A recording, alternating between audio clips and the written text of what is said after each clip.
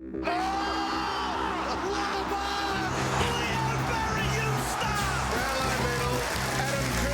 see the coaching tears. The siren was so hard to hear. The right thing's got to be done. And there it is! It's the Cats! That is one of the best marks I ever saw. Fairy tales do come true. That's what I'm talking about! The knuckleheads who fall over have now got to be accountable. That is as good as it gets. I regret the circumstances of my actions, which has led to the decision. But the Lions have gone back to back to back. I declare the winner of the 2009 Brownlow medal, Carey Ablett. That's one of the marks of the century. I'm not sure I've ever seen a bit. That's unbelievable, mate. Hello and welcome to a very special edition of Footy Flashbacks. Today we're taking on a ride through the decade that has come to be affectionately known as the Noughties. Yes, footy in the 2000s was overflowing with highlights as well as the odd lowlight. Well, today we'll look at all the big moments. We'll find out who took the best mark, who kicked the best goal, who was the best team and the best player. And then there's the category of naughtiest in the noughties. I'm not sure if Dennis Cometti and Bruce McAvaney qualify for that one, but they'd definitely be in the running for best callers of the decade. They're with Neil Kearney to help us remember the biggest stories of the noughties. Well, Dennis, Bruce, what's been the team of the noughties? Well, the easy answer, I guess, is Brisbane because they won 3, but Geelong played in 3 and put 3 years together that Brisbane didn't come close to. I mean, yeah, no argument from me. I think Brisbane were the best side of the Noughties. I thought they had the full package. I think when you look at their side, perhaps they had things that Geelong don't have. Now, if you accept that the midfields are pretty much even, I think it's down the spine that Brisbane would have them. But of course, this is all hypothetical. You can play the game in your mind, but it proves nothing at all. But just on that, one Saturday afternoon changes the whole argument. If they beat Hawthorn in 2008, they'd lost one game, then I reckon both of us would be saying Geelong. So I think over a whole 10 years of footy, one afternoon changes my answer anyway. Well, one afternoon would do it, provided they played each other. And we can't do that. The game's changed so quickly and the speed of the game has increased so much that from Brisbane to Geelong, have you noticed how much faster the game's been? Well, certainly the interchange has become the tactic of the noughties. Some drama here on the interchange bench. Gee, there's 5 Collingwood players there. 5. So maybe the paperwork hadn't been done. When I came back calling Dennis in 07, I actually thought the game was slower. There was a lot of kicking the ball back, there was a lot of stoppages. Now suddenly, probably because of the interchanges and a couple of rule changes, things have quickened up. And right now, everyone's talking about it. I mean, it's the buzz theme, how fast the game is, the collisions, the hamstring injuries, etc. Mitchell streaming down the edge of the corridor. He's not caught and he's mown down superbly. The tackling's the biggest change, I reckon, in 10 years. I mean, because Stevie Moore wouldn't have made a tackle in the early noughties, would he? Well, not one. No, probably not. And probably now not. if he doesn't make a tackle, he doesn't get a game. That's the bottom line. I guess the noughties saw the big power shift away from Victoria from 2001 through till 2006. Victorians find it hard to accept not only in the grand final. Look, the decade started with a powerhouse winning, losing one game. Here's a goal for Buick. Now they're on fire. And then finished with another very strong team basically being unbeatable as well. So we start with Essendon and Geelong, but in the middle, you know, the Brisbane Rain, and then all those consecutive grand finals without a Victorian team, and then the next one without a Melbourne team. So yeah, look, it was I think good in so many ways. Hard for Victoria to take, but I live in Adelaide and you live in Perth, and I thought in many ways that it was the coming of the national competition. And some of those grand finals, I mean, the West Coast Sydney grand finals were memorable. One of the Collingwood-Brisbane grand finals was First a beauty. One. Yep. So the day itself lost nothing. Fraser makes the lead. It's all over. The Brisbane Lions are premiers again. Here it is. Now, we've got a wonderful competition by any standard in the world. In fact, I think it's probably the most egalitarian competition there is in the world. Let's talk expansion for the moment. North Melbourne had the chance in 2007 to go to the Gold Coast. Should they have gone? I think so. I don't know the answer, Neil. I don't.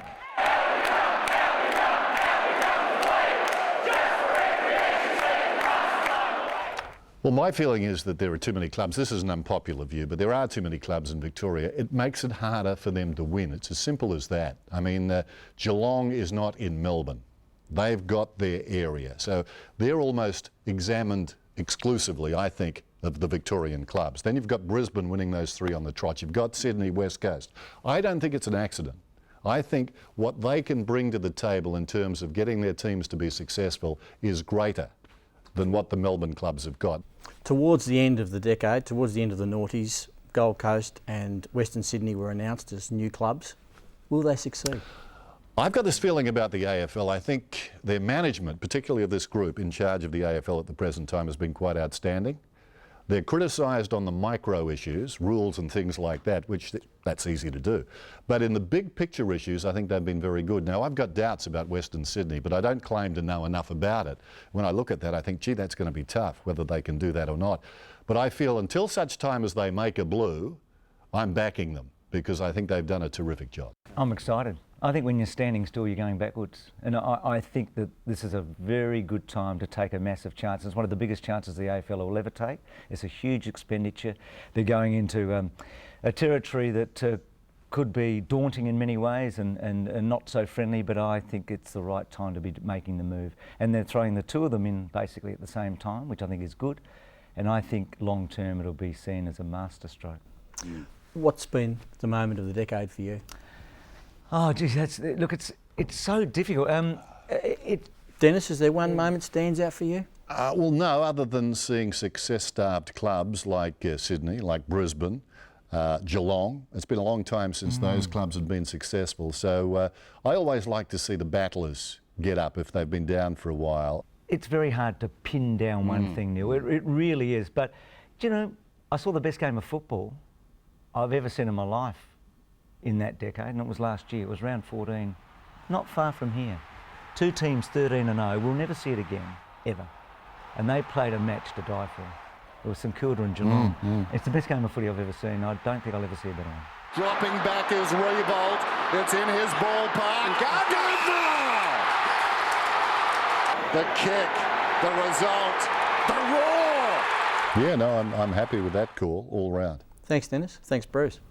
Yeah, so many stories and so much change over just 10 years. Sadly, we also said goodbye to 3 AFL Hall of Fame legends. Their memories, however, live on.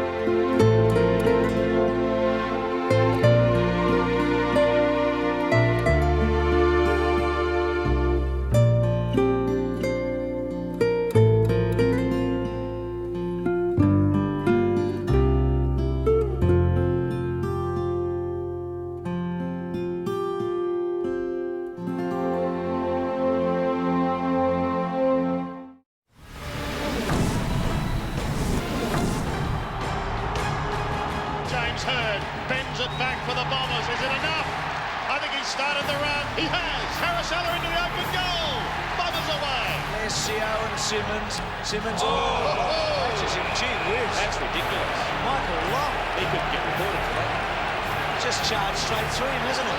Here's Powell to kick his second, and he's done it. Coming on is Simmons. The big blue going on behind. David Schwartz and Dean Wallace, and they just... Puts it over the back. Here's a chance for the reply, and they get it straight away from Green. Bird's running the boundary line. He just kept it in play. Lloyd back to Carousel. Clever! Beautifully done by Blake Carousel. He did pause. The door has opened for Lloyd. Lloyd will go again and again. Here's a goal for Buick. And he loves those. Now they're on fire. Isn't it advantage? Barnard will tell you that. Yes, it is. Here they go. Lock, stock and 2-gun smoking. Essendon sweeping all before them in the grand final of 2000, and it looked like they were going to be the dominant force of the era. But as soon as their era began, it seemed like another one took over. The Brisbane Lions and their coach, Lee Matthews. Lee, tell us about Arnold Schwarzenegger and Predator. Oh, well, that was going into round 9 or 10 of the 2001 season. I think we're about 4 wins, 5 losses, something like that. And are you always looking to have a little theme that you might be able to get your teeth into? And I just used to love that line in the Predator movie where he finds that alien that they can't kill because they can't even see it bleeds green blood. So I thought that's a nice little theme. So I got the scene from the movie on the Tuesday before we played Essendon, who'd hardly lost a game for about 2 years, and said, well, if it bleeds, we can kill it. If it bleeds, you can kill it. It was kind of a little theme that we, it was an in-club theme really, and that became a little public. Combining now with Ashcroft, the 268-game veteran. Can he go all the way from 51 metres? Over the top he goes! That's the one they needed. The Lions are still alive. We'd won 15 consecutive games going into that grand final, so we were in really good shape, fit and well, everyone available, and we were ready to go. They've done it. He's got the ball in his hands, Bruce. A bit of history here. Lee Matthews has been to the top of the mountain for a second time as coach. Once at Collingwood, and now he's done the impossible. Brisbane have won the premiership. You've won 2001. Let's go now to three-quarter time, grand final 2002. Freezing day. I think you're up by 4 points at three-quarter time. Anthony Rocker has a shot for goal in the last quarter. Anthony Rocker to put Collingwood back in front at the MCG. Anthony Rocker kicks it behind.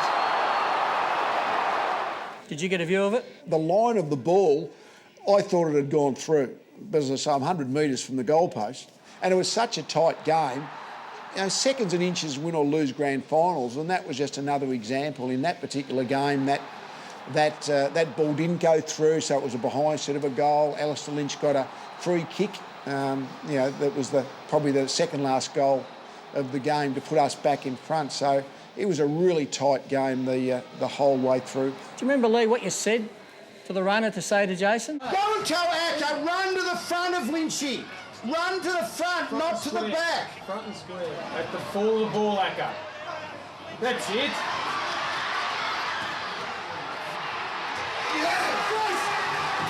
The coaching box thought, Gary O'Donnell, it was his thought, not mine. He said Acker's keeping to run to the back of the pack. You know, tell him to run to the front of the pack at the marking contest. So that was the message, get to the front of the pack. And as history would turn out, there was an Alistair Lynch marking contest, front of the goal square, ball comes to the front, Acker was at the front of the pack and kicked the really good left foot goal, which was the final goal of the game. It must have been reassuring for you that Acker always did what you told him? Acker always did what I told him, mostly. It's Josh Fraser for Collingwood and Keating for Brisbane as the grand final of 2003 is underway. They lost Anthony Rocker, suspended. That was always going to be a big out for them, and that was when Nigel Lappin had the broken ribs, and they were able to get the painkillers in sufficiently to get him on the field. And we had a few players that were a little bit wounded going in, but the other 18 or 20 were in really good shape. But as it turned out, the game was our guys just turned it on that day. They were fantastic. Well, who got the tap and went straight to Carousella, who goes? Akermanis roaming free. One bounce from Acker. On the brink of something great, Jason Akermanis goes to town. Handball straight to his opponent in Keating, who handballs into space. Hadley runs onto it, left foot snap, and the rookies kick the goal. And in defence, he's gone without it. Lynch gathers, he's got loose men everywhere, but he decides to have a pop shot, and it's an absolute ripper. Here it is. The Brisbane Lions have done it. In this very competitive era, winning 3 premierships in a row might not happen again for another 40 or 50 years, might it? Well, it might, and I think Geelong's last 3 years have been better than the Lions' 3 years. In terms of win-loss, their one was at 65 out of 75 games. I mean, they've totally dominated 3 years. Yep, got to the 3 grand finals, but obviously lost the in-between one to Hawthorn. So, yeah, getting that jigsaw puzzle together 3 years in a row, that sort of defies the logic and percentages because, again, so many things have to come together to finally win on grand final day. Well, you're playing Port Adelaide in the 2004 grand final. How many players were so injured that they shouldn't have played? Oh, no, we weren't. Actually, in fact, in some ways, we were better equipped going into the 2004 grand final with injuries. But like Alistair Lynch, for instance, hurt his hamstring in round 22, got on the field on grand final day, was to be his last game, and he was therefore, just not not properly fit really. Jamie Charman, our main ruckman, had got injured in the middle of the year, so we're a bit short on ruckman going into the grand final. And I think, I'm convinced, to be honest, that Port Adelaide were a much better opposition on the day in 2004 than probably the 3 previous years. So we were fading a little bit. A lot of players that were mainly, getting towards their last year or two, and Port, were able to just really overwhelm us in the last quarter and a half. And that was a memorable gesture of Mark Williams with the tie and getting rid of the choker thing. Lee, how come you've never done anything with your tie or twirled your jacket or? Yeah, no. Well, I guess the coach's box environment's a very tense one. I mean, I always thought footy's much better playing, but on grand final day, coaching is almost better, because that's the only thing you hang your hat on really when the team wins on grand final day and there's no next week. Who rose to heights that you didn't expect? Well, Nigel Lappin was always one of those. He was part of the Fab Four, but was really the unpublicised, and the courage that he showed to get on the field with what was really a cracked rib in 2003 was one of the most courageous things I've ever seen. Did you doubt that he'd do it? Particularly when I'm pretty sure he played the game with a punctured lung. I'm pretty sure we found out after the game that he had a punctured lung. Pretty sure we punctured his lung in the fitness test on the Friday night, because about an hour before the game, when we had to make a final decision, Nige, are you okay? And he said, I'm not feeling any pain, but I can't seem to breathe in properly. Finally, Lee, if your Brisbane side of the early part of the decade was to play the Geelong side of the latter part of the decade, who's going to win? Might still fancy that the Lions of that era could take Geelong. Yeah, I'd still back the Lions. Thought you'd say that. Thanks, Lee. Thanks, Mel. I guess no surprise Lee went with the Lions. Coming up, we give Cats captain Tom Harley the right of reply. But next, we take a look at the new rivalry to emerge mid-decade and the breaking of footy's longest drought. 3 of the brilliant 4, and now Noughties can have the first shot of the grand final, and he drills it. Dean Cox is in the clear. Can he go all the way from a long way? Oh, this is a magnificent effort. He's done it. Schneider it is. Can run in, and he loves these, and he puts it away. Couldn't snare it. Goods can. Goods. Hansen's nailed it. Buchanan puts them in front. One last roll of the dice for the Eagles.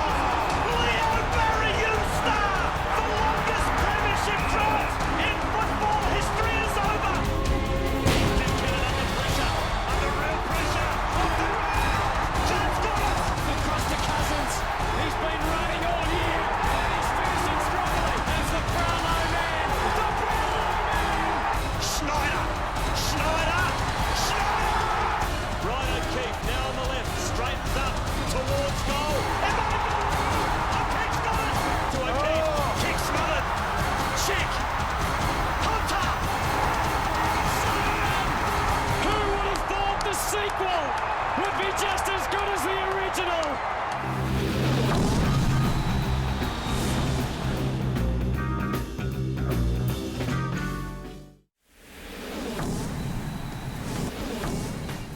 This is going to be good, isn't it? He's got a wonderful football brain. They're barking now. He's taunting them. That's controversial.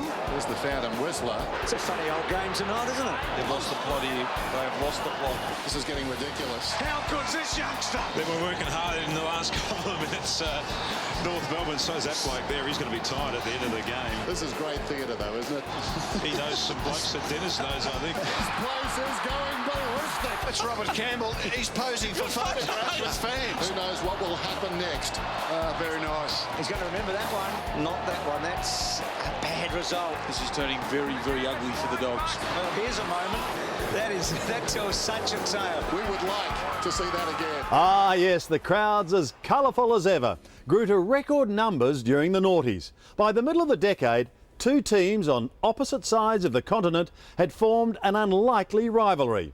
In a run starting in 2005, Sydney and West Coast met 6 times, where incredibly every game was decided by less than a goal. Right in the middle of that run were the two very famous grand finals. Let's relive them now. The season deciders of 2005 and 2006. Decade. I think other marks are remembered from week to week, month to month, year to year. But I think that one, when we talk about marks, is going to be there. Well, eternity's a long time, but for a long time. The best mark of the decade, I reckon, came in 2009. It was Brett Burton for the Crows against Carlton. Burton! Oh! That's one of the marks of the century! Had the works. It was a pack mark. He was on a lead flat out, took it, got a great ride, so he gets my vote. Ashley Sampi, that is the best mark I've seen in the decade by a long, long way. Driving ball forward. All of a sudden you see this bloke, Ashley Sampi, rise. Now I'm about 300 rows back and he looked like he was parallel with me in flight. I think Gary Moorcroft's mark at Etihad Stadium that night was just unbelievable. Hooks it back. Sensational! I can just still recall him going up, thinking, you know, is he ever going to stop or come down again? He just went, boom. And I was calling at the time and it just took my breath away. The one thing I do like about it is one of my best mates, Ben Harrison, is there with his opponent sort of shepherding him out where he should have come over the top and spoiled, or else that mark might never have happened. If I didn't say it that night, that was special. I'll tell you how good it is. It'll be on CNN. That was unbelievable. Oh, my God. It's getting better. Ah, yes, I'm sure we could argue over that one for a very long time. Well, that's our take on footy in the noughties. I hope you've enjoyed reliving it all as much as I have. There are certainly some wonderful memories. And I hope you can join us again soon when, once again, we delve into the vault next time on Footy Flashbacks.